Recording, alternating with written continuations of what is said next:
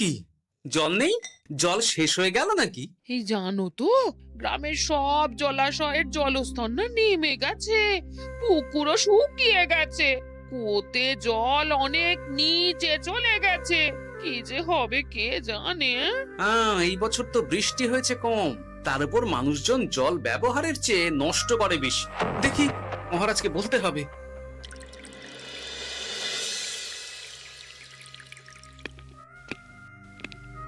এই তো গোপাল এসে গেছে।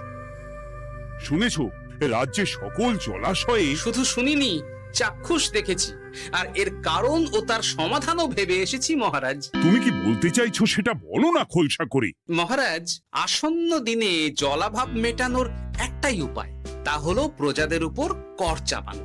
মহারাজ, আমার ঠাকুরদা বলতেন, যা মেলে মূল্য বিনে তার মূল্য কে আর জানে। আমরা যেহেতু জলের মতো এত মূল্যবান সম্পদ বিনামূল্যে পাচ্ছি, তাই একে গুরুত্ব দিতে শিখিনি। সবাই মিলে দেদার জলের অপচয় করছে। আমি এই অপচয়ের বিরুদ্ধে কর বসানোর পরামর্শ দিচ্ছি মহারাজ। জলের জন্য দেবে দাম, ছুটে যাবে কাল ঘাম। হ্যাঁ, যখনই জলের জন্য কর দিতে হবে, তখনই জলের অপচয় বন্ধ হবে। এতে লাভটা কি হবে গোপাল? মানুষ কম জলে কাজ করা শিখে যাবে, ফলে আগামী দিনে যদি জল সম্পদ কমেও যায়, এই কৃষ্ণনগরের প্রজারা আগে থেকেই তার জন্য প্রস্তুত হয়ে যাবেন। কিন্তু আমি আমার প্রজাদের কাছ থেকে জলের দাম নেব গোপাল? না মহারাজ, কর বাবদ যে অর্থ উপার্জন হবে তার সাথে আপনার দান মিলিয়ে রাজ্যের মধ্যে একটা বিরাট কৃত্রিম জলাধার বানানো হবে। বাহ বাহ বাহ! যেখানে বৃষ্টির জল সংরক্ষণ করা যাবে মহারাজ। এতে সারা বছর ধরে আর কোনো জলের অভাব থাকবে না মহারাজ। গোপালের প্রস্তাব বড় ভালো লেগেছে। আগামী দিনে ইতিহাসে এই কর্মযজ্ঞের কথা লেখা থাকবে বলেই আমার বিশ্বাস। আর তাই আমি গোপালকে এই মুহূর্তে 50টি স্বর্ণমোহর উপহার দেব বলে ঘোষণা করছি। সাধু সাধু সাধু।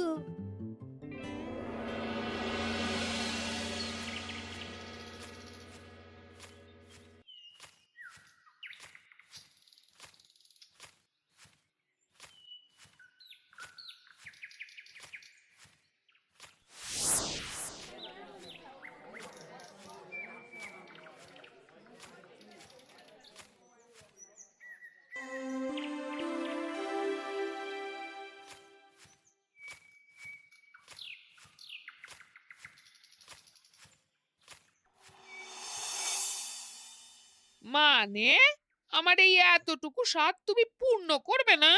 আমি কি নিজের জন্য চেয়েছি নাকি? সবই তো পাবে তোমার মেয়ে আর জামাই। হ্যাঁ, সে বুঝেছে গিন্নি, তাই বলে এতগুলো মুদ্রা আমি খরচ করতে পারবো না। পারবে না?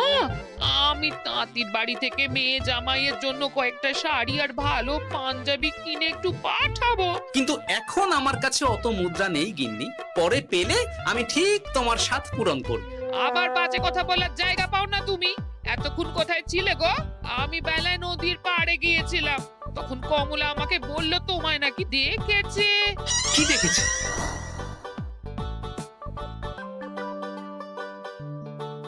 কোথায় গেল? এত বড় মুদ্রা থলে কি হাওয়াতে উবে গেল নাকি? এই রে, এ তো মহা ঝামেলা।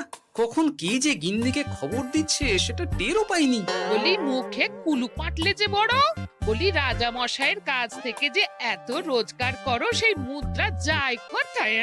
আহ, কানের মাথা খেও না তো। আমি কি তোমার কোনো কিছুর অভাব রেখেছি? বলো একবার। খাওয়া পড়া কোনো কিছুর তো কোনো খামতি নেই তোমার। মানছি রাখোনি, কিন্তু তাই বলে আমিও তোমার স্ত্রী, তোমার গিন্নি গো, গিন্নি, তাই না?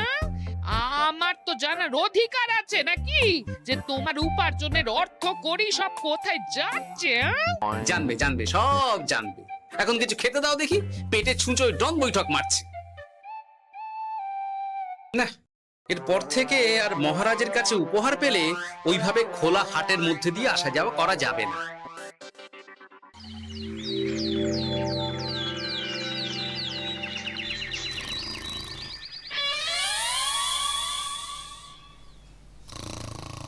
তোমার আর কোনো চিন্তা নেই গোপাল। আমি তোমার মাসোহারা তো বাড়িয়ে দিলাম, সঙ্গে প্রত্যেক দিন তুমি 10 মোহর করে পারিতোষিক পাবে। এই নাও।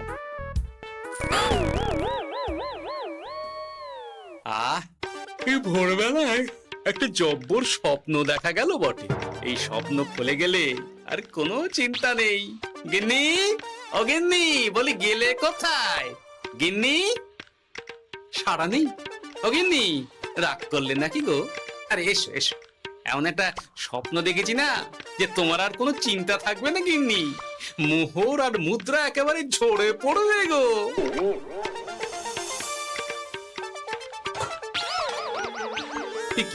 এইসব ফলাহার সাজিয়ে রেখে গেল কোথায় গিন্নি? নিজের বাপের বাড়িতে তো যাবে না, কেউ নেই সেখানে। মেয়ের বাড়ি গেল নাকি? না, মেয়ের বাড়িতে তো গিন্নি যায় না। তাহলে না না, খালি পেটে এত ভাবতে পারছি না।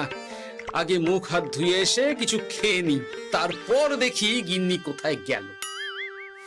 না, গিন্নিকে তো কোথাও দেখলাম না। গেল কোথায়?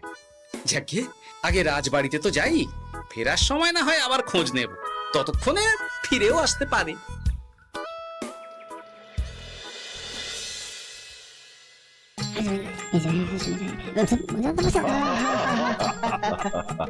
বাহ বাহ বাহ, একেই বোধহয় বলে সঙ্গগুণ।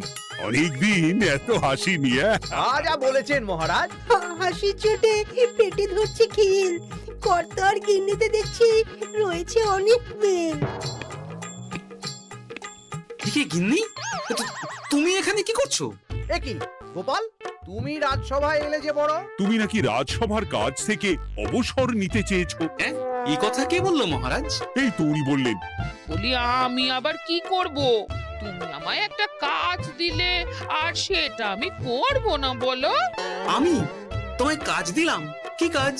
বাবা গোপাল, তুমি কি আকাশ থেকে পড়লে নাকি? তুমিই তো তোমার গিন্নিকে বলে পাঠিয়েছো যে তুমি আর রাজসভার কাজে যোগ দিতে চাও না। তোমার নাকি আর কাজে মতি নেই, তুমি বিশ্রাম চাও। এই রে, গিন্নি দেখি ভয়ঙ্কর চাল দিয়েছে।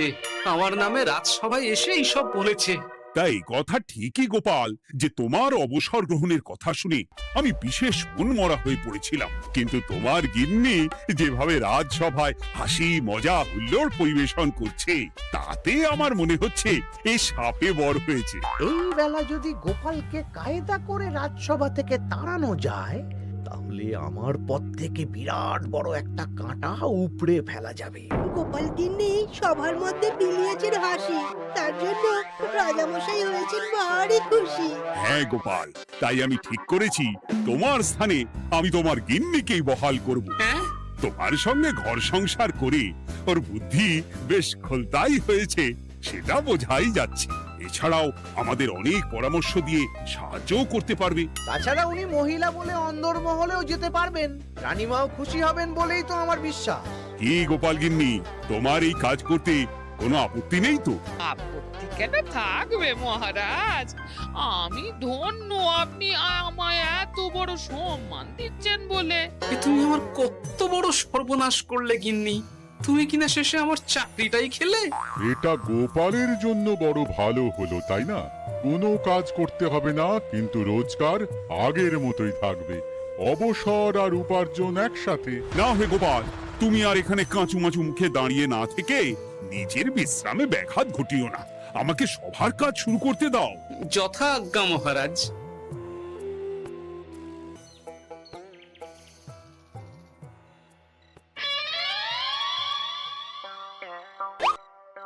মানে মহারাজ সমস্যার সমাধান করতে দিয়েছেন তোমাকে, আর তার উত্তর দেব আমি? কেন? তুমি আমার চাকরি খাবে আর তোমার সেই চাকরি রাখার দায় নেব আমি? হ্যাঁ হ্যাঁ, নেবে। মানে কাল রাজসভায় মহারাজের সমস্যার সমাধান করব, সেই মতো কথা দিয়ে এসেছি। হ্যাঁ, আগাম 10টা মুদ্রাও বাগিয়ে এনেছি। তার থেকে তোমায় একটা মুদ্রা দিলাম। এখন মানে মানে আমাকে উত্তর বলে দেবে, না হলে আমি কেন দেব? আমি পাবো একটা মুদ্রা, আর তুমি আমার কাছে উত্তর জেনে নিয়ে সেটাই বলে পাবে 9 মুদ্রা। কিছুতেই না। বলবে না? না। তাহলে ভালো করে শুনে রাখো, আজ থেকে ঘরের উনুনে হাঁড়ি চড়বে না। চাকরি তো খুইয়েইছো, এবার না খেয়ে প্রাণটা খোয়ানোর জন্য তৈরি হয়ে ওরে বাবা, এমন কথা কেন বলছো গো গিন্নি? তুমি তো জানো যে খিদে একদম সহ্য করতে পারি না। এখন যদি তুমি এইসব বলো তাহলে আমার রক্ষে নেই গো। বেশ, তাহলে আমি যা জানতে চাইছি শ্বশুর শ্বশুর করে বলে ফেলো দেখি। এ আমি কি শাঁখের করাতে পড়লাম রে বাবা। ঠাকুর, এত দুর্ভোগ লেখা ছিল, ঘরে বাইরে সব জায়গায় এত হেনস্থা যে সহ্য করা যায় না ঠাকুর।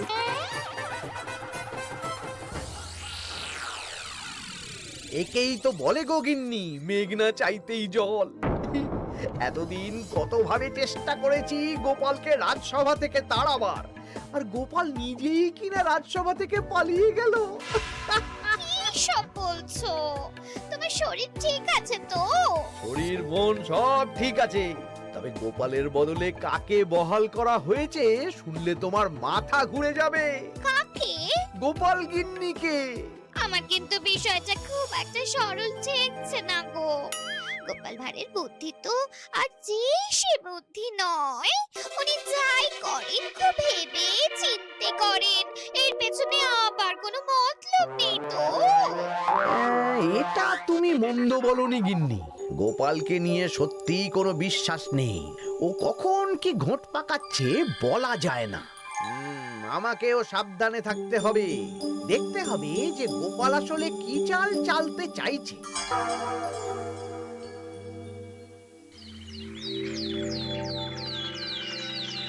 হ্যাঁ গোপাল গিন্নি, এই একটাই প্রশ্ন আমায় সারা রাত ধরে জাগিয়ে রেখেছে।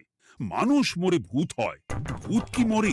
তাহলে ভূত মরলে কি হয়? ইয়ে মানে মহারাজ, এই প্রশ্নের উত্তর আমার আজকে দিতে ইচ্ছে করছে না। হ্যাঁ, আমি না হয় আপনাকে আগামীকাল এই প্রশ্নের উত্তর দেব, ঠিক আছে? হ্যাঁ, গাছ থেকে পড়ে গেলে জাপটে ধরে ডালকে। আজকের প্রশ্নের উত্তর উনি দেবেন কালকে। না হে গোপাল গিন্নি, তা হয় না। এই প্রশ্ন আমাকে সারা রাত বিচলিত করেছে। আবার যদি আজকেও এই প্রশ্নের উত্তর না পাই তাহলে তো আবার একটা নিদ্রাহীন রাত আমাকে কাটাতে হবে। ইয়ে মানে আমি বলছিলাম কি মহারাজ, গোপাল গিন্নি তো সদ্য এই কাজে বহাল হয়েছে, তাই তাকে তো একটু সময় দেওয়া দরকার নাকি? কিন্তু প্রশ্নের উত্তর না পেলে যদি মহারাজের শরীর খারাপ হয় তার দায় কে নেবে মন্ত্রী মশাই? এই রে, এখন আমি কি করব? এ তো মহা বিপদে পড়লাম দেখছি। আচ্ছা মহারাজ, ঠিক আছে ঠিক আছে, আমি এই প্রশ্নের উত্তর দেব, কিন্তু আমার না একটু সমস্যা আছে। খোলা হাওয়াতে গিয়ে না দাঁড়ালে আমার ঠিক মাথা খোলে না, তাই বলছিলাম। তাই না হয় যাও, হাওয়া খেয়ে এসে মাথাটা খোলতাই করে নাও, কিন্তু এই প্রশ্নের উত্তর আমাকে আজকেই দিতে হবে। হ্যাঁ, উফ, এই যে কি সমস্যা! সারাদিন ঘরে বসে থেকে থেকে তো আমার সারা গায়ে বাদ ধরে গেল।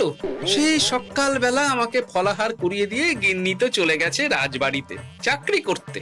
এদিকে আমার যে পেটে কিচ্ছুটি নেই, তার কি হবে? মহারাজ দোকানে গিয়ে যে ভালো মন্দ খাবো তারও উপায় নেই। তাহলেই তো কাঁড়ি কাঁড়ি খরচা। না, একবার দেখি তো উনুন ধরিয়ে অন্তত ভাতটা চাপাতে পারি কিনা। তাহলে গিন্নির ওই হাঁড়ি না চড়ার হুমকির হাত থেকে অন্তত বাঁচা যাবে।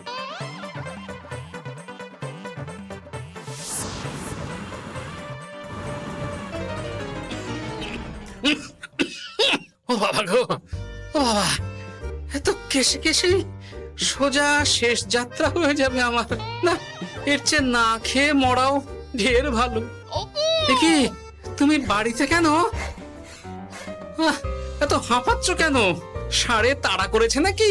আরে না গো, মানুষ মরে ভূত হয়, ভূত কি মরে? তাহলে ভূত মরলে কি হয়? খোলা হাওয়াতে গিয়ে না দাঁড়ালে আমার ঠিক মাথা খোলে না। ও, এই হলো ব্যাপার। বেশ, এর উত্তর তোমায় আমি বলে দিচ্ছি। ভূত মরে প্রথমে এক ঝুড়ি অন্ধকার হয়, সেই অন্ধকার হাওয়াতে উড়ে বেড়ায়। এক সময় সেই অন্ধকার পাতলা হতে হতে কুয়াশার মতো হয়ে যায়। ব্যাস, মিটে গেল। ব্যাস, মিটে গেল। যদি রাজা মশাই এই কথা বিশ্বাস না করেন? তুমি হলপ করে বলবে আপনি যখন মরবেন একদম মিলিয়ে নেবেন মহারাজ, এর চেয়ে এক পা এদিক ওদিক হয় না যেন। হ্যাঁ, এই না হলে তুমি গোপাল ভাঁড়, বুঝেছো তাহলে? এই তুমি চিন্তা করো না, রাজবাড়ি থেকে ফেরার সময় আমি তোমার জন্য অনেক অনেক বাজার করে আনবো, ঠিক আছে? এই আমি যাই। এ তো ভারী মজা হলো। মহারাজ তক্ষুনি প্রশ্নের উত্তর চাইলে গিন্নি এইভাবে সেই রাজবাড়ি থেকে দুধ দাঁড়িয়ে ছুটে আসছে উত্তর জানতে।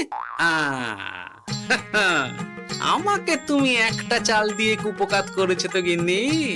এইবার বুঝবে কত ধানে কত চাল।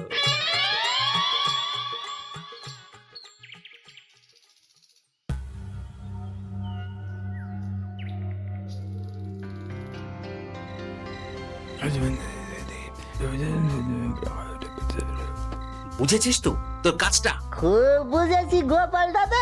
নেই, এবার লেগে পড় দেখি।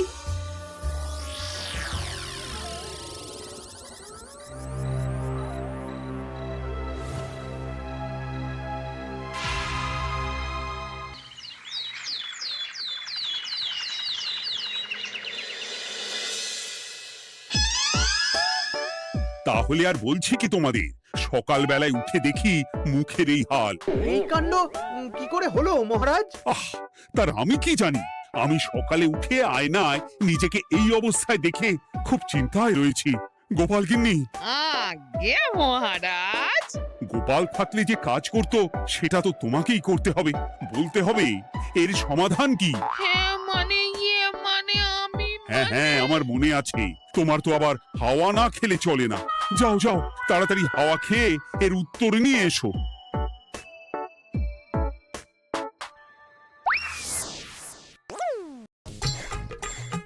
এই জন্য তুমি এত দূর ছুটে এলে গিন্নি?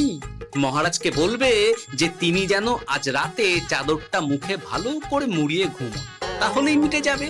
এই রং চলে যাবে আর নতুন করে কিছু হবেও না। ও মা, বলি এত সোজা সমাধান? হ্যাঁ? তা নয় তো কি?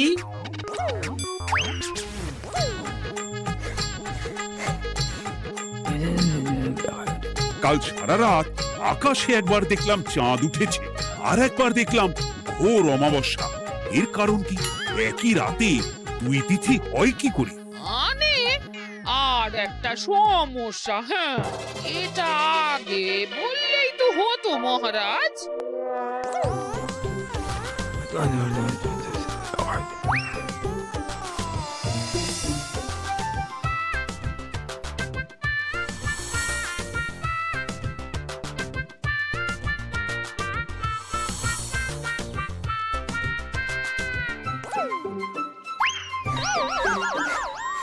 এ কি, তুমি হাওয়া খেতে গিয়ে এইভাবে খাবি খাচ্ছ কেন গোপাল গিন্নি? এর কারণ আমি জানি মহারাজ। সে কি কাণ্ড! তুমি কি করে জানলে?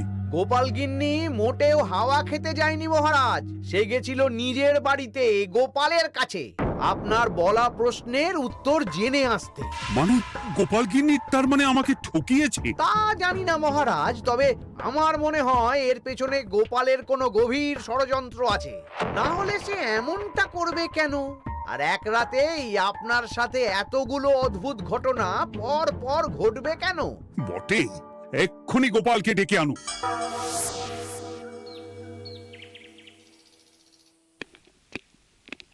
না মহারাজ, আমি সত্যি অবসর চেয়েছিলাম, আর তাই আমার গিন্নি আপনার কাছে এসে বলেছিল।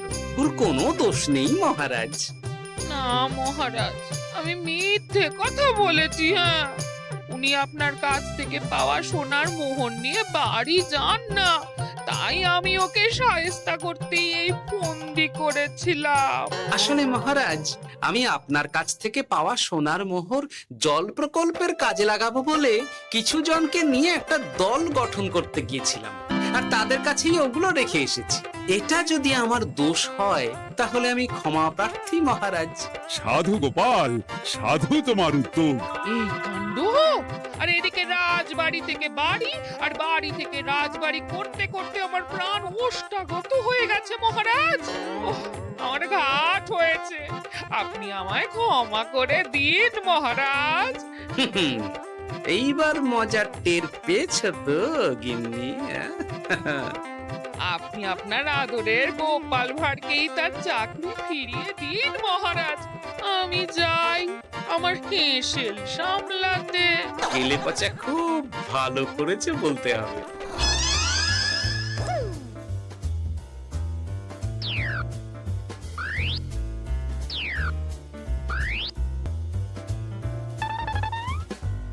তবে মহারাজ, অমাবস্যা পূর্ণিমা সব আমার বুদ্ধিতেই কেলেপচা করেছিল। আপনার ওই মুখের রং,